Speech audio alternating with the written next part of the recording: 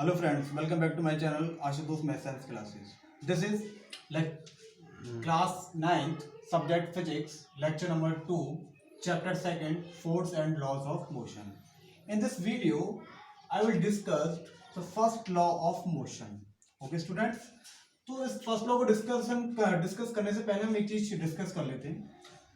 देखिए suppose that ये आपका कोई इंक्लाइंड प्लेन है,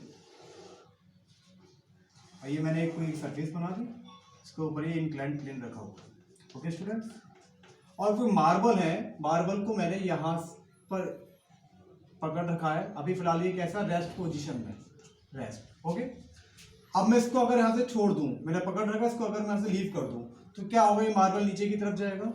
अगर मान लीजिए ये मार्बल यहाँ पहुँच जाएगा थोड़ी देर बाद, इसकी डायरेक्शन ये होगी नीचे की साइड, और मान लीजिए यहाँ इसकी वेलोसिटी, यहाँ v1 वेलोसिटी होगी मान लीजिए इस पॉइंट पर, तो आफ्टर दैट कुछ टाइम बाद ये मार्बल यहाँ पहुँच जाएगा और स्पीड इसकी बढ़ जाएगी, मान लीजिए यहाँ पर v2 होगी स्पीड इसकी, और जो स्पीड v1 से ग्रेटर देन होगी, क्योंकि जैसे जैसे नीचे आएगा, इसको मार डाले तो मान लीजिए ये इंक्लाइंड सरफेस है, जैसे जैसे नीचे आएगा इसकी स्पीड इंक्रीज होती चली जाएगी। ठीक है ना, क्योंकि क्यों, इसकी मोशन चेंज हो रहा है, मोशन चेंज हो रहा है। अब हमने प्रीवियस लेक्चर में आपको बताया था कि मोशन कब बॉडी मोशन में आती है, जब उस पर अनबैलेंस्ड फोर्स लगते हैं। तो इट मीन्स कि यहाँ भी कोई एक अनबैलेंस्ड फोर्स लग रहा होगा। यस, यहाँ भी एक अनबैलेंस्ड फोर्स लग रहा है, जो कि अर्थ उस मार्बल पर एक्ट कर रही है, ड्यू टू ग्रेविटी ये नीचे आ रहा है। ये चीज को हम आगे नेक्स्ट चैप्टर में डिस्कस करेंगे, ग्रेविटी। बट आपको इतना बेसिक चीजें पता है कि जब भी कोई चीज अगर आप ऊपर से छोड़ रहे हैं तो ड्यू टू ग्रेविटी वो नीचे आ जाती है। ओके, तो यहाँ ग्रेविटी की वजह से इसकी स्पीड नीचे कंटिन्यूसली बढ़ती जा रही है। ओके स्टूडेंट्स, अब सिमिलरली अगर मान लीजिए इसी मार्बल को मैं सरफेस से, इंक्लाइंड सरफेस से ऊपर भेज रहा हूँ। ओके, तो मान लीजिए यहाँ पर मैंने कोई वेलोसिटी दी इसको, ये v1 वेलोसिटी से मैंने इसको ऊपर की डायरेक्शन में ऊपर उस पर फोर्स लगाया। इसके बाद मान लीजिए यहाँ पर इस पॉइंट पर पहुंच गई। अब फोर्स क्या लग रहा होगा इस पर, फोर्स तो अब मैंने तो सिर्फ यहाँ से फोर्स लगा दिया। अब हर पॉइंट जैसे जैसे आगे बढ़ेगी फोर्स नीचे की तरफ लगेगा, ग्रेविटी इस पर फोर्स लगाएगी। मान लीजिए यहाँ पर वेलोसिटी हो गई v2, और जो क्या होगी v2 की वेलोसिटी क्या हो जाएगी, अब जैसे जैसे ऊपर जाएगा वेलोसिटी कम होती चली जाएगी, तो क्या होगा v2 is less than v1, v1 की वैल्यू ज्यादा होगी। इसी तरीके से मान लीजिए अब इस पॉइंट पर पहुंच गया, फाइनली ये क्या आ जाएगा, रेस्ट में पहुंच जाएगी। जैसे जैसे ऊपर तक चलती जाएगी वेलोसिटी कम होती जाएगी, एक स्टेज ऐसी जाएगी कि रेस्ट में आ जाएगा। ओके स्टूडेंट्स, तो यहां से हमारे कंक्लूजन है, एक साइंटिस्ट थे गैलीलियो। ये चीज से अगर मैं आपको समझाने का जो मेरा बेसिक चीज है उसका रीजन ये है कि अगर हम एक एक्सपेरिमेंट डिस्कस कर रहे हैं, गैलीलियो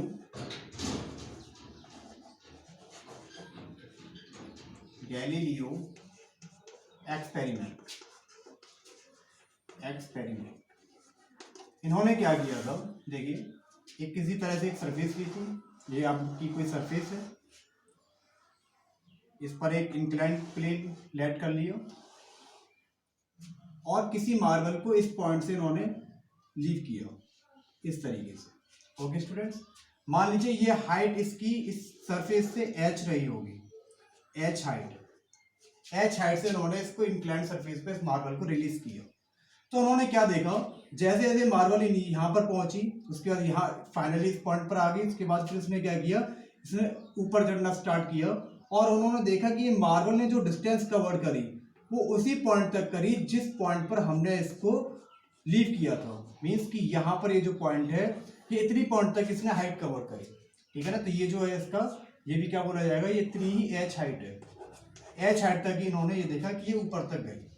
अब इन्होंने अपने एक्सपेरिमेंट में एक चीज और है कि ये जो दो सरफेस, ये जो आपकी इंक्लाइंड प्लेन है, मान लीजिए एंगल थीटा है तो ये एंगल भी थीटा है, मतलब कि दोनों ही एंगल इस सरफेस से सेम एंगल पर है, दोनों ही इंक्लाइंड प्लेन। ओके, अब इस एक्सपेरिमेंट में क्या देखने को मिला, इन्होंने इस वाले एंगल को डिक्रीज करना स्टार्ट किया।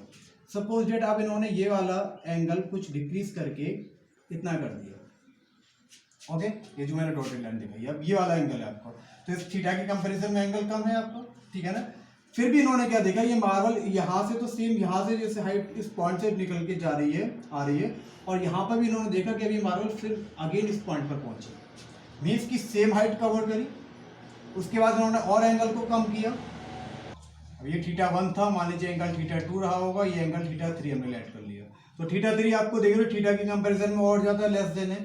फिर भी उन्होंने क्या देखा कि ये मार्बल यहाँ पहुंचने के बाद इसने और डिस्टेंस कवर करी, मतलब ये वाली जो डिस्टेंस है ये तो हम बढ़ाते चल रहे हैं बार बार हर एंगल में, ठीक है ना, ये डिस्टेंस कवर करी बट हाइट उसकी वही सेम रही, इसी हाइट तक ये रीच हुई।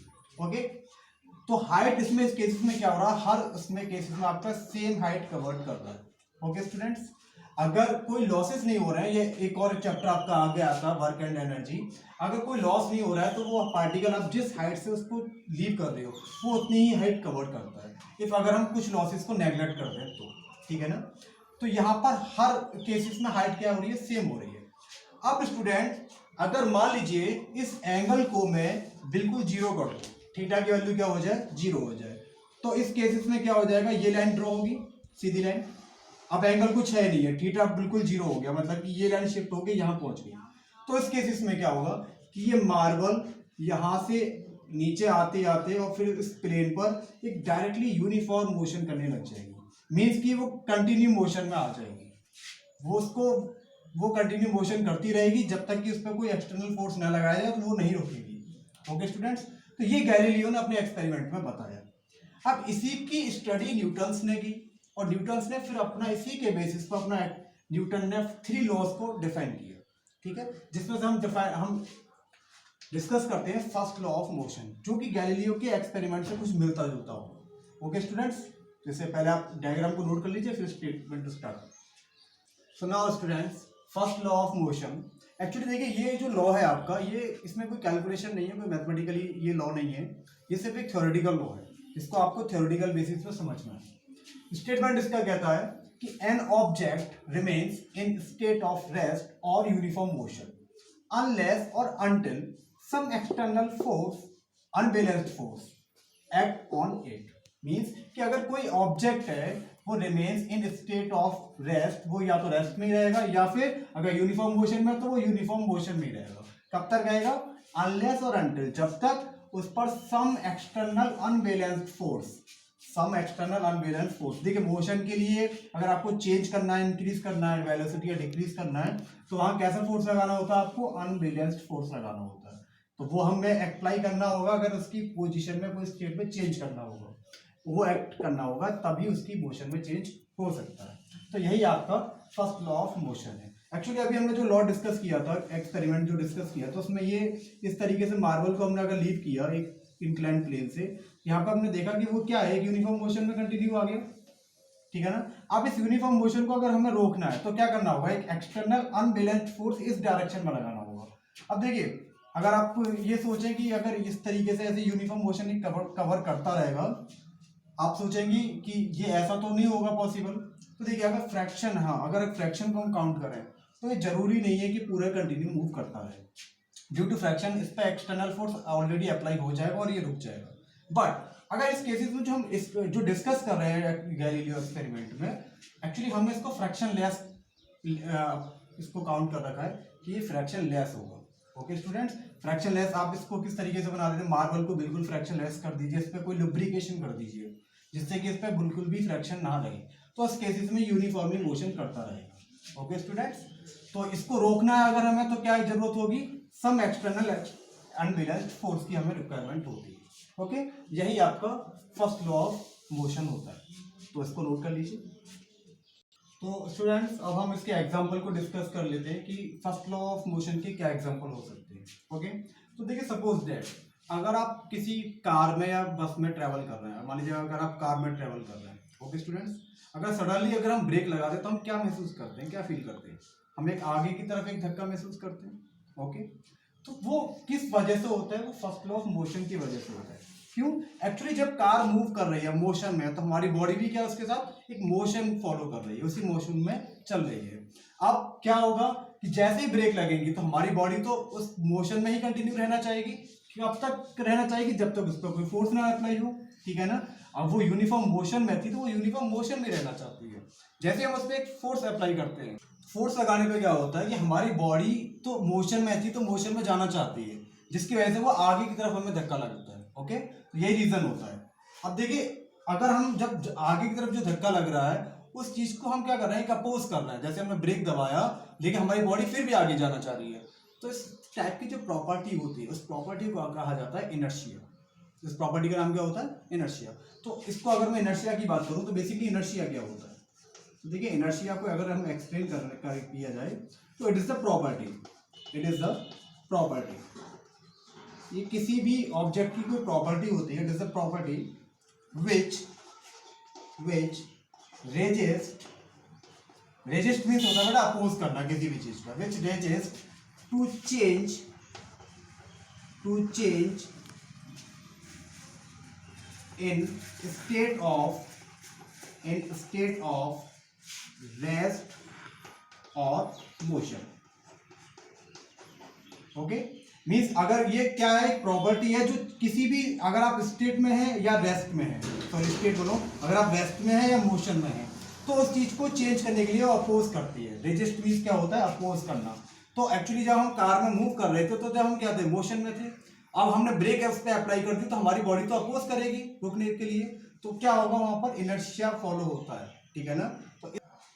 तो इस लॉ को हम और क्या कह सकते हैं? फर्स्ट लॉ ऑफ मोशन को हम कह सकते हैं law of inertia. Law, it is also known as, लिख देता हूं, it is also known as law of inertia. Law of inertia बेटा पूछ लिया जाता है कि लॉ ऑफ इनर्शिया कौन सा लॉ होता है, तो कौन सा लॉ होता है? वो फर्स्ट लॉ होता है, ठीक है ना। इनर्शिया क्यों बोलते हैं? क्योंकि इनर्शिया एक प्रॉपर्टी होती है जो रेजिस्ट करती है किसी भी स्टेट को चेंज करने के लिए, तो वही हमारा फर्स्ट लॉ में बताया जाता है। नोट कर लीजिए। एग्जाम्पल है तो कुछ और एग्जाम्पल हम डिस्कस कर लेते हैं फर्स्ट लॉ के। जैसे एक एग्जाम्पल हम लेते हैं बस का।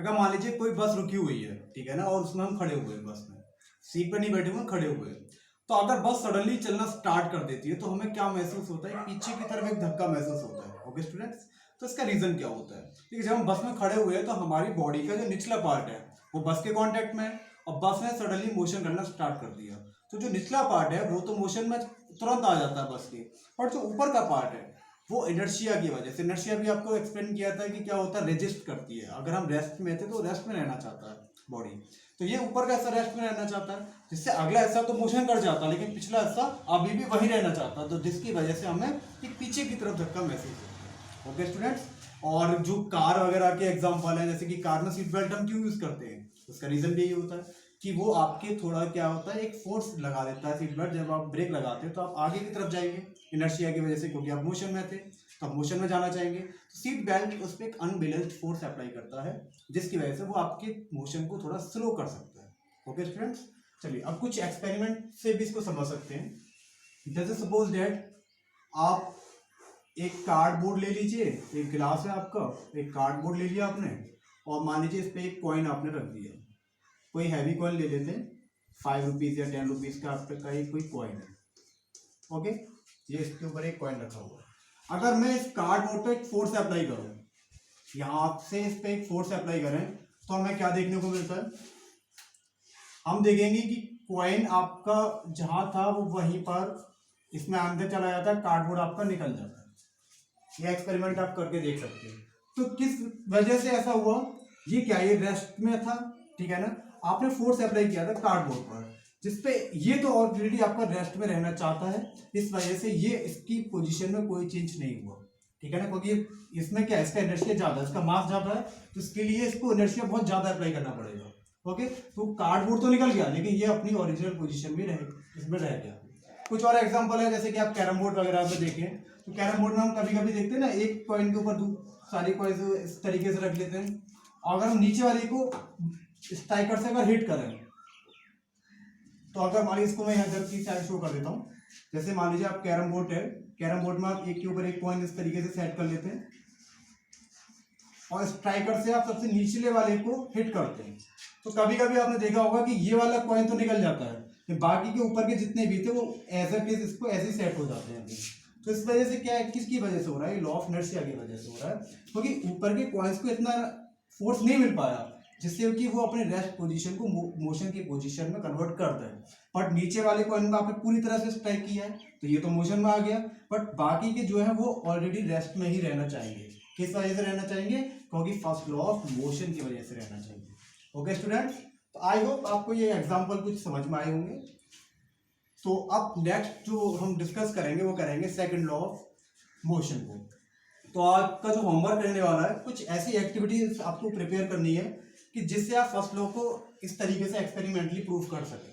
ओके स्टूडेंट्स, कुछ एग्जांपल आपको सेल्फ लिखने हैं, कुछ इस टाइप की एक्टिविटी आपको लाइफ डेली लाइफ में जो आप देखते हो वो आपको सोचनी है, उसके बिहाफ पर आपको फर्स्ट लॉ के एक्सपेरिमेंट को प्रूव करना है।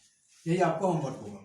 कुछ हर एवरी स्टूडेंट्स कोई भी एक एक्टिविटी प्रिपेयर करें फर्स्ट लॉ ऑफ मोशन के रिगार्डिंग। ओके, नेक्स्ट वीडियो हम डिस्कस करेंगे second law of motion. Thank you.